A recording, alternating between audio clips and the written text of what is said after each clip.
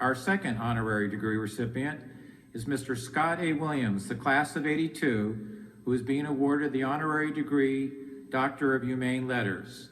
Scott, would you please step forward with Mr. Bill Petterino, who is escorting him and was a classmate.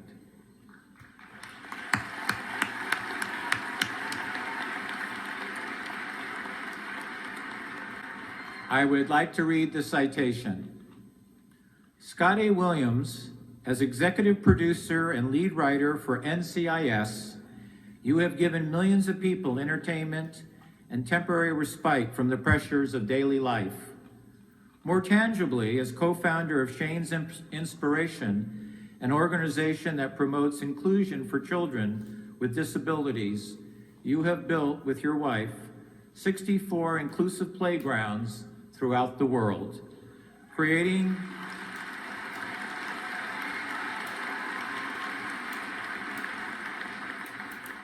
opportunities for thousands of children to expand their worlds through activity and experience. In both of these successful ongoing endeavors, you exemplify SUNY Cortland's core values of excellence, experiential learning, and personal and community well-being. In short, you help make the world a happier and healthier place. In token thereof, I hand you this diploma and direct that you be vested with a hood appropriate to your degree.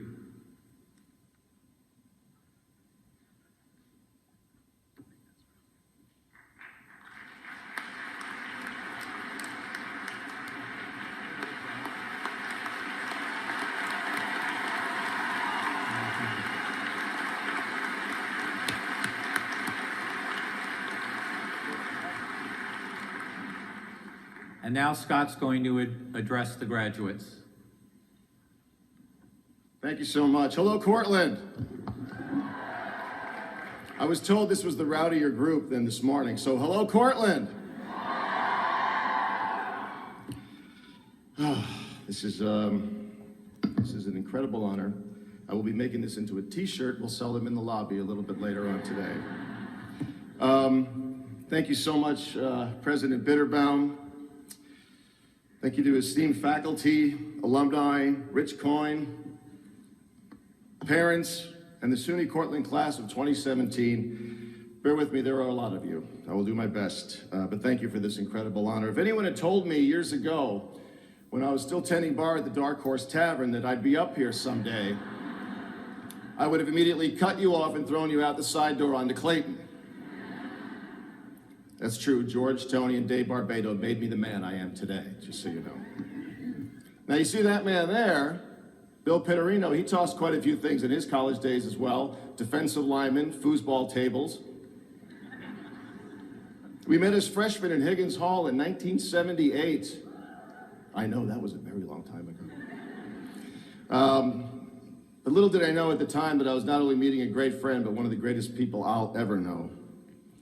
Thank you, my brother Billy, for being here and for a lifetime of friendship.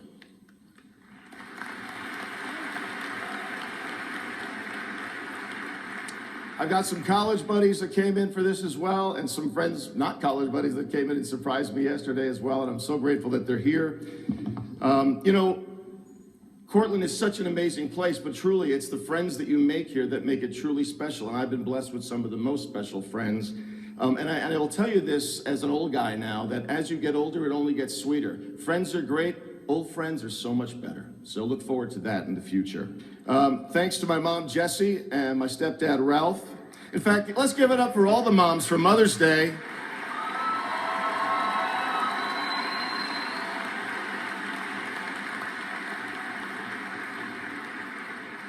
Let's just give a quick yay for the dads. Yay! Okay, the moms win. It's Mother's Day, just saying. My mom is the absolute best, and though it's just an honorary thing, after this she'll get to brag about her son, the doctor, and for that she thanks you. I love you, Mom, so much. To my nieces, Emily and Dorothy, my brother-in-law, George, Mother's Day is a tough one in our family because their mom, my sister Miriam, is no longer with us. She would have turned 60, in fact, this past Thursday. I like to think that she's looking down upon us right now in disbelief, frankly. But the truth of the matter is she's standing right here beside me, along with my father, Don, and my son, Shane. I'm a big believer in angels, so I believe the timing of this whole thing is really no coincidence at all. I love you guys, Emily, Dorothy, George.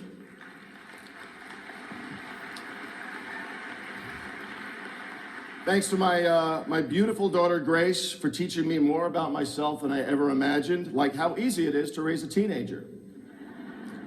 These parents seem to know. And how did I live this long with not knowing so much? I don't know how. But I didn't know it was possible to love her more each and every day, and how much better life is with her in it. You make me proud every day, Peanut.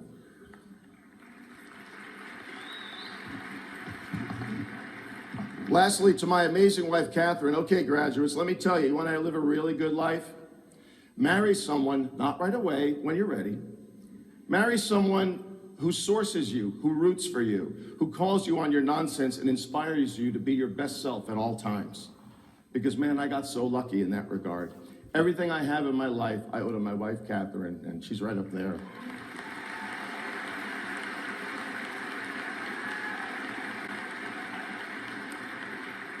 None of this really would mean a thing without my wife, Catherine, and my family and my friends here to share with me. So thanks to all of them. But enough about me. Let's talk about you.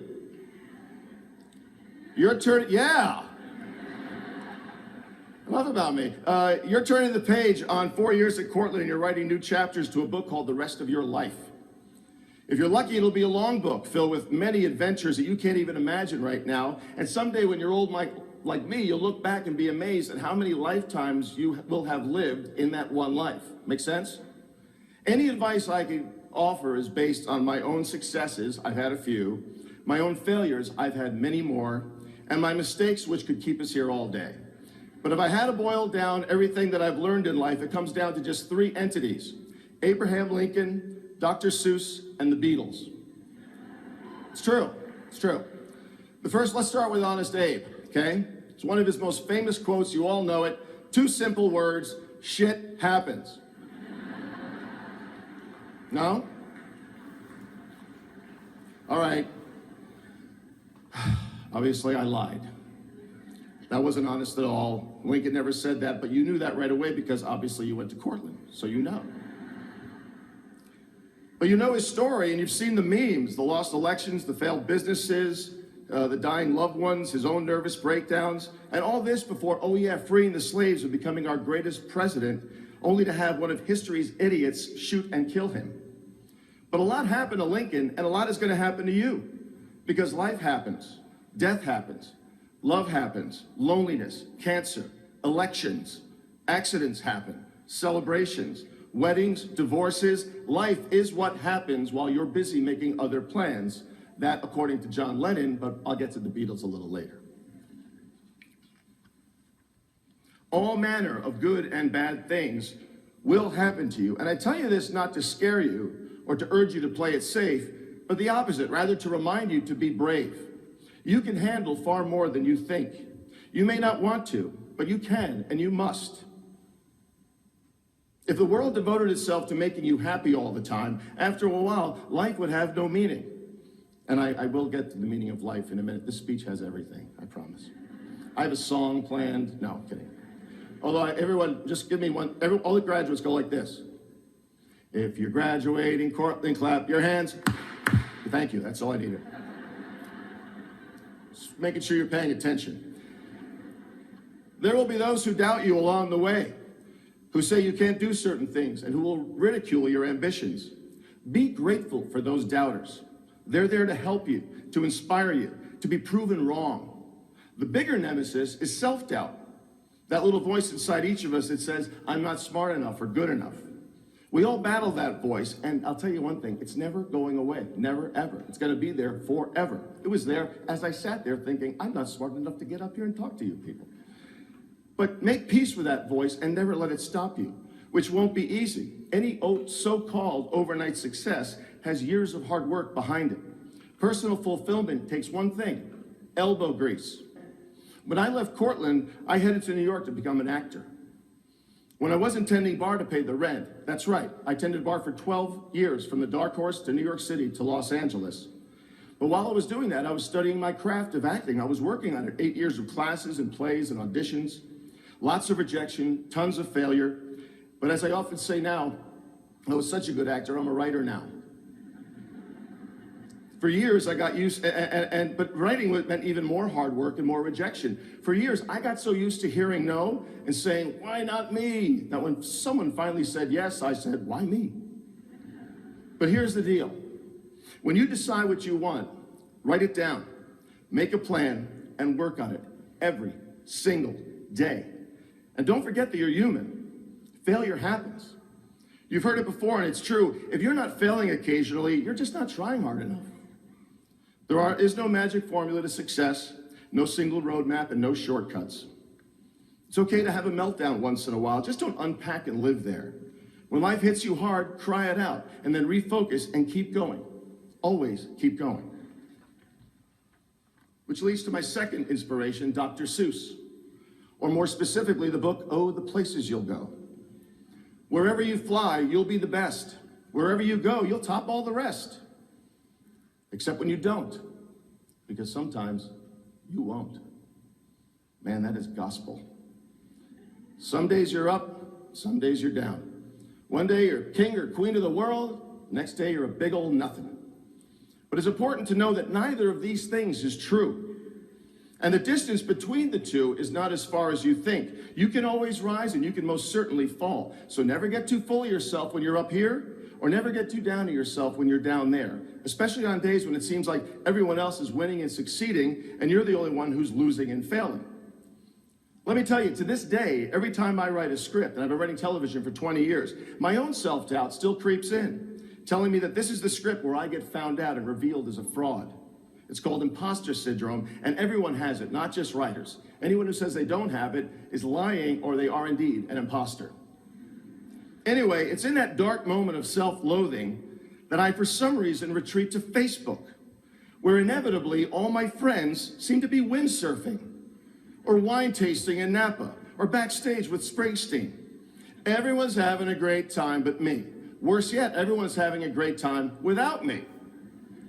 Their careers are cooler, their marriages are better, their kids are the second coming. But here's the thing, and I actually got to write this into an episode just a few months ago. Never compare yourself on social media, because people only post their greatest hits. No one posts their B-sides. And those greatest hits are not the whole of a person's life. So don't ever fall into the trap of comparing yourself and thinking you have to keep up with anyone else or fulfill expectations by a certain age. You don't have to be married by 25 or land your dream job by 30. There are no extra points for achieving things before anyone else. Go at your own pace, but never stop going. Remember that life is not a Facebook photo, it's a moving picture. In fact, we're all stars of our own little movie, aren't we? Our own epic saga, The Adventures of Me. Each of us walking our own path, struggling to overcome our own challenges. That's why it's important to close your computer once in a while and stay engaged with people face to face. That's where you are your truest self. And the meaning of life, remember I told you I would tell you that? Would you like to know? I have no idea. I lied about that too. But I do have an opinion about who you are, who we all are when we are our best selves, our truest selves. Which brings me to the last of my inspirations, the Beatles. It's the last line of the album Abbey Road. And in the end, the love you take is equal to the love you make. That is the most basic law in life that I have learned. The more you give, the more you get. Which is not about money, but it is about generosity, generosity of spirit. A smile, a hello, a good morning, holding the door for someone, giving up your seat on the bus, looking up from our cell phones once in a while and saying, hey, do you need a hand? If we're each in our own little movie, be the hero or heroine of your movie. Even on days you're not feeling it, your team lost, your girlfriend dumped you, your boyfriend's an idiot. That seemed to resonate. Yeah, tell me about it, please. Or someone cut you off in traffic and flipped you the bird. We've all been there. Let those are things that can fill you with rage in an instant. But don't let that instant have you all day long. Breathe, forgive, smile, be the hero. We live I don't have to tell you, in deeply divided times. We are fed a constant stream of incivility, fear-mongering, hopelessness, scapegoating, blaming those people for our lot in life, the others. So it's more important than ever to be good citizens, be vigilant, and hold our leaders to account. But the other best thing you can do is lead by example. Be kind, be compassionate, be cool. There's another great line in a song by a band called The Alternate Roots that says, "We are how we treat each other and nothing more." And that is who you are. How you treat others is who you are. It's your true self. You are the effect that you have on other people. Not to say that you have to go around whistling rainbows all the time. I sure don't. Hell, I want to smack people in the head all the time, but I don't. Because let's face it, something else happens too in life. Jerks. Jerks happen. And there's many names for jerks, but we'll stick with jerks. You know the names. Jerks will test your faith in your humanity, but do not be a jerk in return. Nothing disarms a jerk quite like an act of kindness, a thoughtful gesture, a caring question. It completely throws them off their game, and if you try it, the result may surprise you. And when you're having trouble being kind to yourself, fretting about your job, your relationship, your life in general, when you hear yourself saying lots of I's and poor me's and my's, here's my advice to you. If you want to feel better about yourself, remove your head from your own derriere and do something for someone else.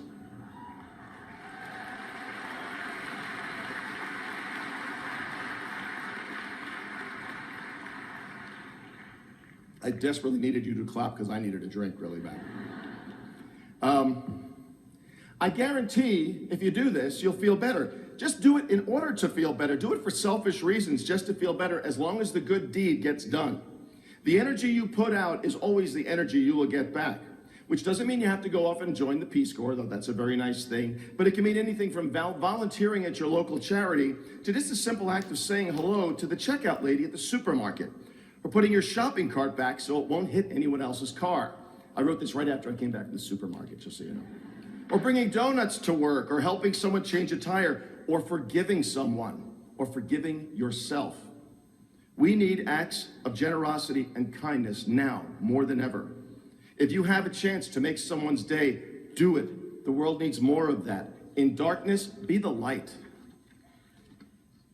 And the more you do that, the more you will find that we are far more alike than we are different, all of us. We all want the same things: love, family, food, shelter, and a purpose. Which brings me back to Abraham Lincoln, a real quote this time. 7 simple words, not 2. He said, "Whatever you are, be a good one." So go be a good person and lead others by your good example. Be brave, be kind, be forgiving, be compassionate, be generous, and most of all, be grateful. And when life inevitably challenges you, remember who you are and where you came from.